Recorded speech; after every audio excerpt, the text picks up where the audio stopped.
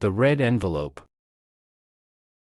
On the morning of February 14th, Emma decided she hated Valentine's Day. It wasn't that she hated love. Love, in theory, was wonderful. It was the glittering shop windows, the heart-shaped balloons, the couples walking hand in hand as if the entire world had been filtered through pink light that she disliked. It felt like a performance everyone else had rehearsed for, everyone except her. She stood behind the counter of her small bookstore, Paper and Pines, watching a young man nervously buy a last-minute card. He studied the rack as if it contained answers to a final exam. "Something romantic," he muttered. "They're all romantic," Emma said, handing him one with watercolor roses. "That's kind of the point." He laughed awkwardly, paid, and rushed out into the cold February air. When the door closed, the bell above it gave a soft chime. The shop fell quiet again, wrapped in the comforting scent of old pages and fresh coffee from the cafe next door. Emma checked her phone. No messages. No missed calls. Last year, she had spent Valentine's Day on a disastrous date with a man who talked exclusively about cryptocurrency and his ex-girlfriend. This year, she had promised herself she wouldn't care. She would work, close early, go home, and watch a movie where fictional people fell in love effortlessly. She was reaching for a stack of new arrivals when she noticed it. A red envelope lay on the counter. It hadn't been there a moment ago. Emma frowned. The store had been empty except for the nervous card buyer. She picked up the envelope. Her name was written on the front in careful, slightly uneven handwriting. Emma. No last name. No address. Just Emma. Her stomach fluttered, annoyingly. She turned it over. No stamp. No seal, just the flap tucked in. "This is ridiculous," she murmured to herself. "It's probably a marketing thing." Still, her fingers hesitated before opening it. Inside was a single sheet of cream-colored paper. "If you have forgotten what love feels like, meet me at 6 p.m., where stories begin." No signature.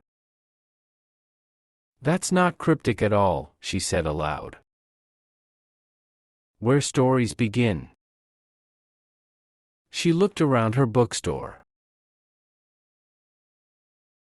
Very funny. But the note felt deliberate. Not like a prank. Not like something mass-produced. She folded the letter and slipped it into her pocket. All afternoon, she tried to ignore it. She helped customers find poetry collections and cookbooks. She wrapped purchases in brown paper and tied them with red string. She recommended a romance novel to a shy teenager. But her mind kept circling back to the message. Where stories begin. At 5:30, she closed the store early. "If this is a joke," she told the empty room, "I will be extremely annoyed." She put on her coat, locked the door, and stood on the sidewalk. The sky was turning indigo, and fairy lights blinked in the cafe window next door. Where did stories begin? In her bookstore, yes, but that seemed too obvious. In libraries? In writers' minds? In childhood bedrooms under blankets with flashlights? And then she realized. The old train station. It had been converted into a small community reading space years ago.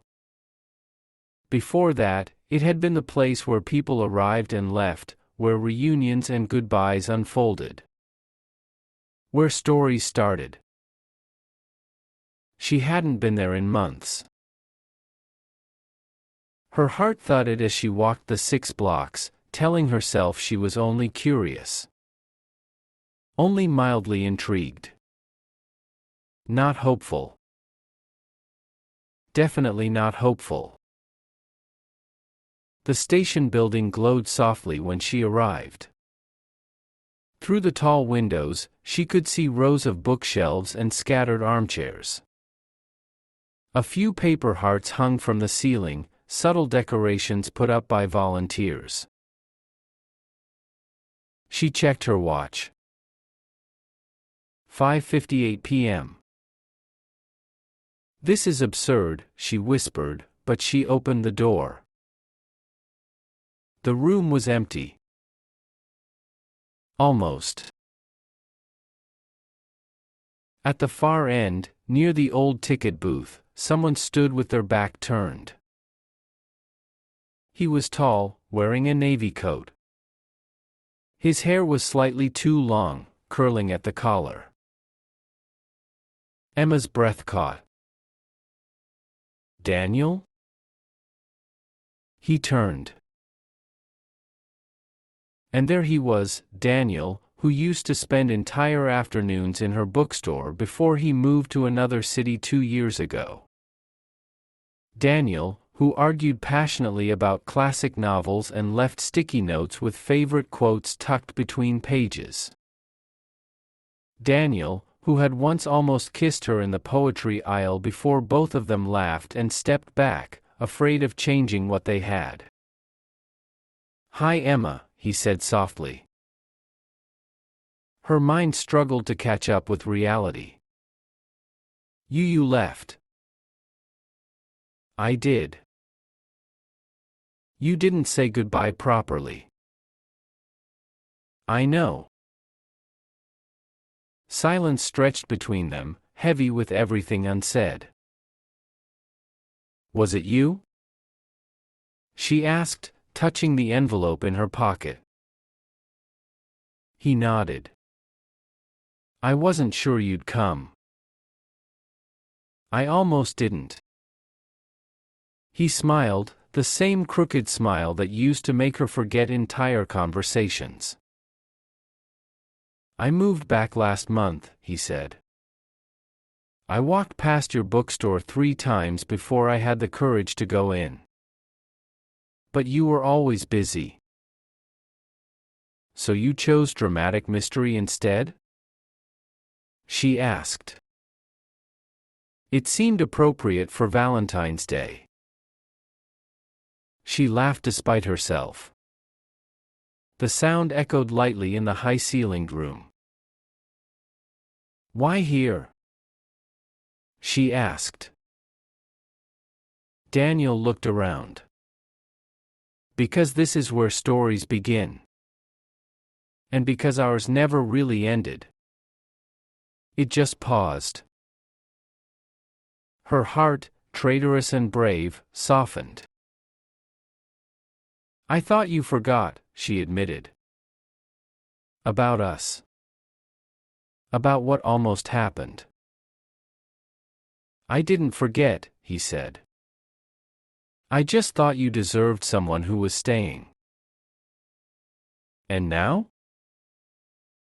"Now I'm staying." The words settled between them like something fragile and precious. Emma realized that love didn't always arrive with fireworks or grand gestures. Sometimes it returned quietly, carrying a red envelope and a second chance. "So," she said, crossing her arms in mock seriousness, "if this is your big Valentine's speech, it's missing something." Daniel stepped closer, not too close, giving her space to step away if she wanted. What's that? She asked. A proper beginning. He reached into his coat pocket and pulled out a thin book. It was one from her store, her favorite collection of poems. A small ribbon marked a page. He opened it and read a single line about love being patient enough to wait for the right chapter. Then he looked up. "Emma," he said, voice steady, "can we start again?" Outside, snow began to fall, soft and quiet, as if the world were turning a page. Emma smiled. "Yes," she said. "Let's begin."